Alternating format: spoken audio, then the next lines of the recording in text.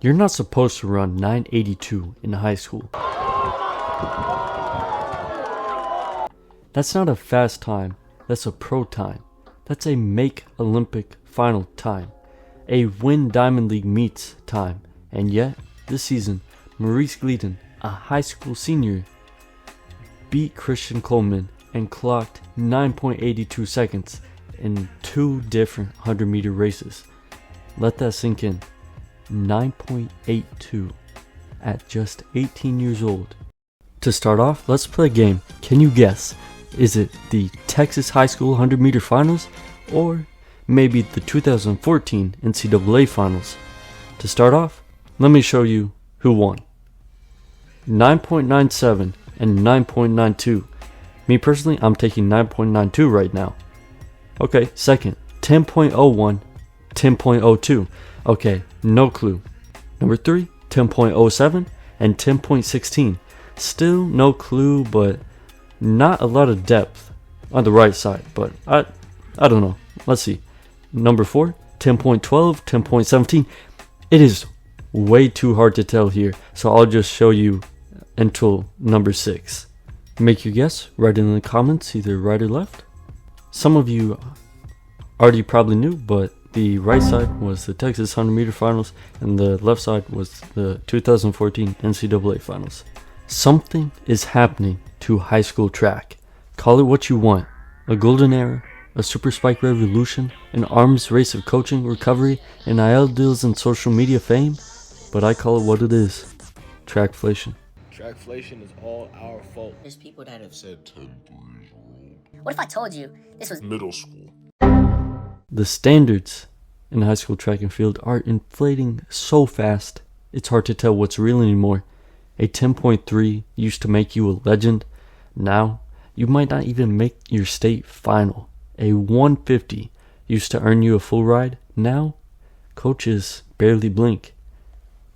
Every week, it feels like another sophomore drops a time that 5 years ago would have earned a spot at the Olympic trials. So what's driving this? To legitimize Trackflation as a name, I asked ChatGPT to give it a definition. Trackflation. Noun. A term used to describe the rapid and often unsustainable inflation of track and field performances, gear, technology, event hype, or athlete valuations, typically driven by advancements in shoe tech, social media exposure, and changing competition standards. Firstly, to find out whether or not Trackflation is actually real or just hype, I pulled 10 years of top high school boys data, 5 events each year from 2015 through 2025, and I averaged the top 5 performance per event per year. Back in 2015, the top 5 US high schoolers averaged 10.28 seconds. It used to guarantee national attention. But by 2025, the top 5 are now averaging 9.91 seconds. That's not just elite, that's world class. Think about that. We went from barely sub 10.3 to consistently sub 10 in just 10 years. To a high schooler beating a pro, like Osama Singa beating Noah Lyles or Maurice Gleason beating Christian Coleman. And if you zoom in further, the shift gets even more aggressive around 2022. That year, the average hit 10.11, then dropped to 10.04, and then all the way to 9.91. That's a tenth of a second in 2 years, which in sprinting is an eternity. And it's not just an outlier.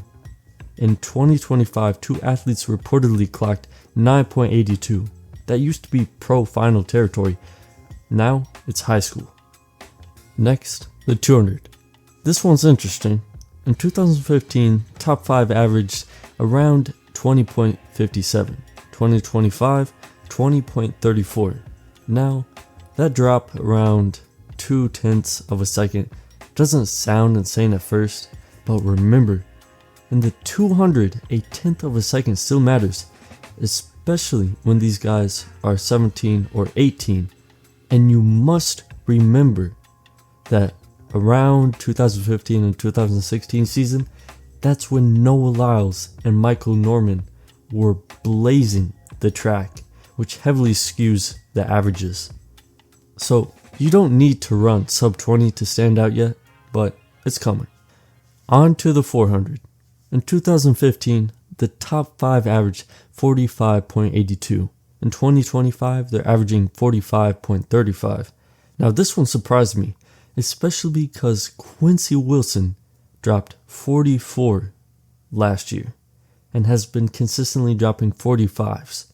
In fact, in 2024, the average hit a 10-year low of 45.26. That's faster than most D1 All-Americans. Now let's jump to the 800. This is where the data really starts screaming at you. In 2015, the average time was about 149.3.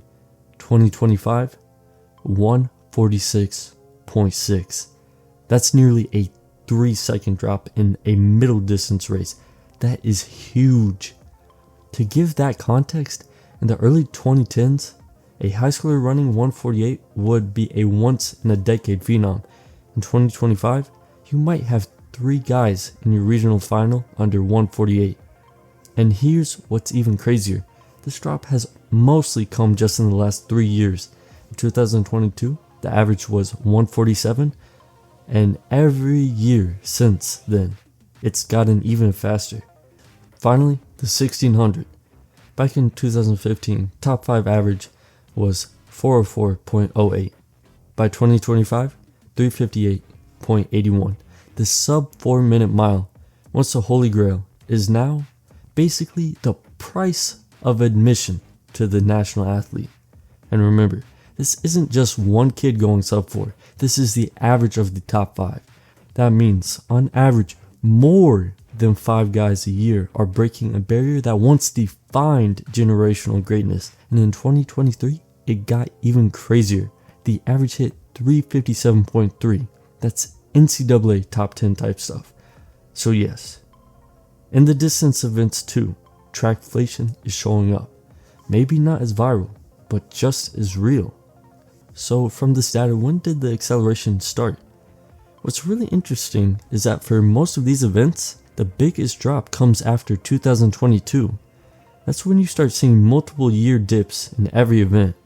It's not just that times are better, they're getting better faster. So what's happening? Here's a list of possible causes of trackflation. Firstly, you have super spikes. This is the obvious one. Around 2020, 2021, Nike, Adidas, and others rolled out super spikes, carbon-plated shoes with P-backs, foam, and energy return. Just like with distance shoes, these things changed the game. And now that everyone is wearing them, even at the high school level, we are seeing superhuman times become common. Secondly, the media and social pressure. Kids now grow up watching MileSplit YouTube breakdowns, just like this one, so make sure to subscribe. And viral clips of their peers running ridiculous times. Track has never had more eyes on it, and athletes are training like professionals earlier because they know the standard. Every kid knows what 10.0 means now. That wasn't the case 10 years ago. Thirdly, NIL and scholarships. You can now profit greatly off your name, even in high school. So if you're an athlete, running fast has direct financial value. A sub 10 guy in high school isn't just a big deal, he's a business. That changes incentives and pushes kids to get pro level results while still teenagers. Lastly, access to pro level training. Strength coaches, recovery tech, high altitude training, data analytics, dietitians. This used to be for Olympians, now it's in high school. If your parents have the money, you can build a support team to rival a small D1 program. It's not just talent anymore, it's systems. And the best kids are backed by full systems. So does this confirm that trackflation is real? In the 100 meter, the average time dropped from 10.28 to 9.91. In the 800, 149.3 to 146.6. In the mile, from 404 to 358.8. Every event, from sprints to distance, has moved downward, and not gradually, exponentially. And this is just the top 5. If we expanded it to the top 20 or 50, I'd bet the changes would be even more dramatic. So yes, Trackflation is real. The data backs it up, the spikes help, the coaching helps, and the exposure helps. But maybe the most important thing is the belief. Because once the 4-minute mile stopped feeling mythical, everyone started running it. Once the 10.0 barrier broke wide open, more kids started chasing it and hitting it. Trackflation isn't just about gear or money, it's about mindset. And that mindset, across the country, is changing everything. So what does this even mean for the future of the sport? First, the development window is shrinking. More athletes are arriving in college already trained like professionals, weight room developed, mechanically polished, and race hardened. As a result, college coaches are no longer developing raw talent over 4 years. They're managing athletes who have already been through intense, sometimes extreme training cycles since they were 14 or 15. For the NCAA system, that means the margin for error is smaller, the stakes are higher, and the burnout becomes a real threat. College programs will need to rethink how they onboard and manage these athletes, not just physically, but mentally and emotionally. The talent pool is deeper than ever. The days of one standout per class are over. In the events like the 100 or 400, you're now seeing 5 or 6 athletes running times that used to be once in a decade. This forces a higher competitive standard across every level. It's harder to qualify for nationals, it's harder to stand out, and might get harder to get recruited because the field is flooded with super competitive guys. As the bar gets higher, the sense of urgency kicks in earlier. Sophomores are chasing NIL deals, juniors are trying to peak for New Balance Nationals. The pressure to perform is happening at younger and younger ages. But Trackflation doesn't just impact athletes, it impacts the industry. It forces governing bodies, event organizers, and sponsors to adjust. Meet standards change, shoe companies start signing high schoolers, coaching philosophies evolve, training technology and analytics become normalized at youth levels. Even the way we talk about athletes, statistically, socially, and commercially, shifts. The entire culture of the sport starts to reflect this new normal, where being great isn't enough unless you're historically great. There's upside, of course. Track and field is becoming more visible. Social media has made viral races part of the mainstream. A 146-800 by a teenager isn't just a niche track moment anymore. It's a headline on ESPN. That exposure brings in money, fans, and long-term viability. For the first time in decades, American track at the youth levels feels like it's growing, but there's always a cost. In this Trackflation era, we're at the risk of mistaking early success for guaranteed longevity. Many of these athletes have bodies that are years ahead of their peers, but that also means wear and tear starts earlier. Injury patterns might shift, recovery demands will increase, and because we've seen precocious talent stall out before, coaches and programs need to adapt, not just in training, but in protecting and preserving the long-term arc of each athlete's career. This era is exciting, it's fast, it's loud, it's unpredictable, but it also marks a turning point, not just for how we race, but for how we build the future of American track and field.